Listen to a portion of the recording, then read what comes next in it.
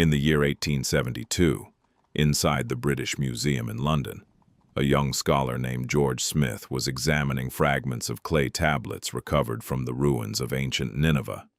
These tablets had once belonged to the library of Ashurbanipal, one of the most powerful kings of ancient Assyria.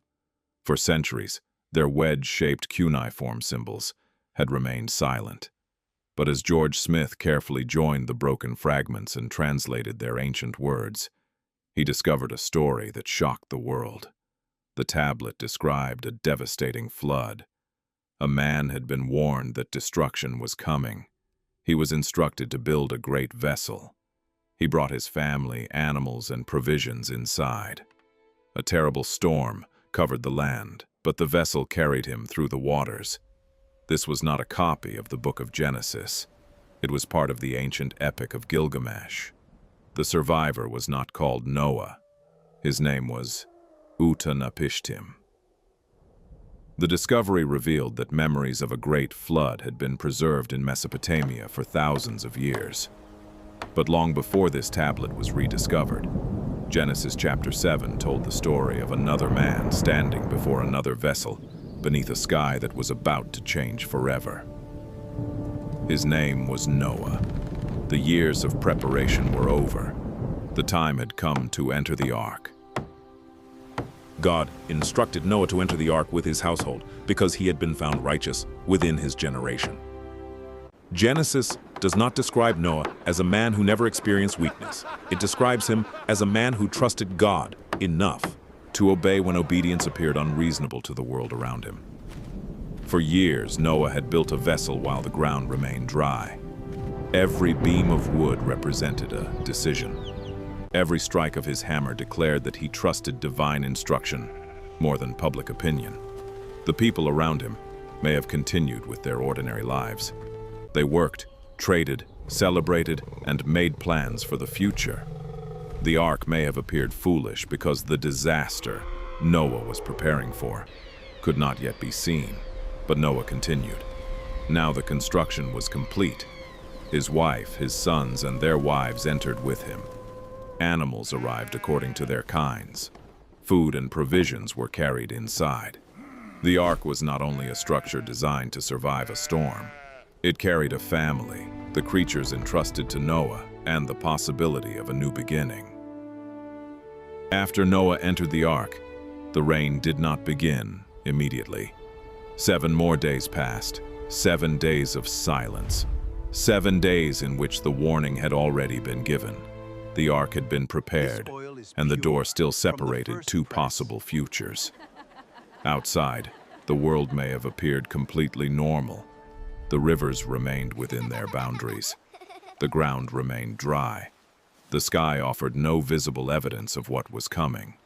That silence may have made Noah's obedience appear even more foolish, but divine patience should never be mistaken for divine absence. A delayed consequence is not the same as a canceled consequence. Human beings often become careless during the period between warning and result. When dishonesty does not immediately destroy our reputation, we convince ourselves that dishonesty is safe. When anger does not immediately end a relationship, we assume we can continue speaking without self-control. When greed produces temporary success, we stop noticing the damage it is causing inside us. When destructive habits do not immediately ruin our lives, we tell ourselves that we still have everything under control. Genesis chapter 7 reminds us that mercy may provide time to change, but additional time. Bhagavad Gita, chapter 3, verse 19, teaches that necessary duty should be performed without attachment to personal reward. This does not mean a person should work without care. It means that the desire for recognition, profit, or praise should not become the only reason for doing what is right. Noah's obedience reflects this principle. He did not know whether anyone would admire him. He did not know whether the people around him would ever understand him. He could not produce immediate evidence that justified the years of labor. But he continued, because the task itself had been entrusted to him. This lesson remains deeply relevant today. A person may choose honesty and temporarily lose an advantage. A parent may continue teaching good values even when the child does not immediately understand. An employee may refuse corruption even when dishonest people appear to advance faster.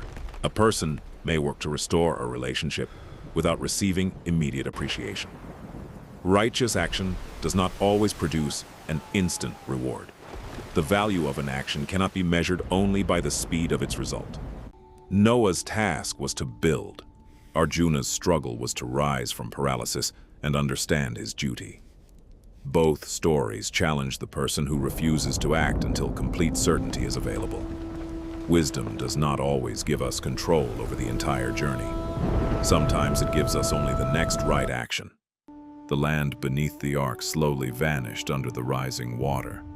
Then the enormous vessel Noah had spent years constructing began to move. The water lifted the ark from the earth. Noah's obedience did not prevent him from experiencing the storm. He still heard the thunder. His family still felt the wooden structure shake. They still faced uncertainty. They did not know exactly where the waters would carry them or how long they would remain inside. Faith did not remove the crisis. It provided a vessel through which life could survive the crisis. This is an important difference. Faith does not always promise that we will avoid every storm. Sometimes faith gives us the strength, discipline, and protection necessary to pass through it. Limits becomes destruction.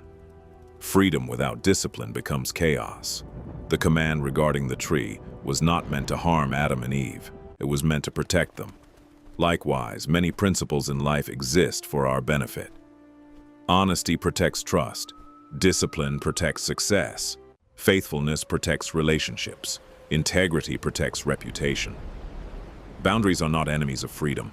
They are what make freedom sustainable. Applying Genesis 2 today. What does Genesis chapter 2 teach us today? First, discover your purpose. You were created for more than simply existing. Second, invest in meaningful relationships. Success means little if you walk through life alone. Third, understand that choices have consequences. Small decisions become future realities. Fourth, respect healthy boundaries. The things that protect you are often the things that challenge you. Finally, remember that character is built through daily. If you enjoyed this journey through biblical wisdom, history, and practical life lessons, subscribe to God's ancient wisdom. Together, we'll uncover timeless truths from the Bible and history that can help us live wiser, stronger, and more meaningful lives. Load it now! Move the sheep! Make more room! Hurry all! The storm is here! Read wall, read wall. Pay attention to my instructions. Forsake your house and build a massive boat.